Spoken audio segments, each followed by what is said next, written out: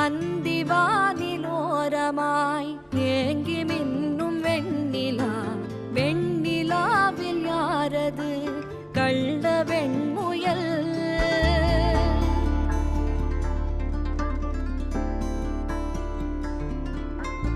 இங்கு நீல ஓடையில் முத்தம் தெளிக்கும் வெண்ணிலா, வெண்ணிலாவில் யாரது குள்ள ஆமையோ?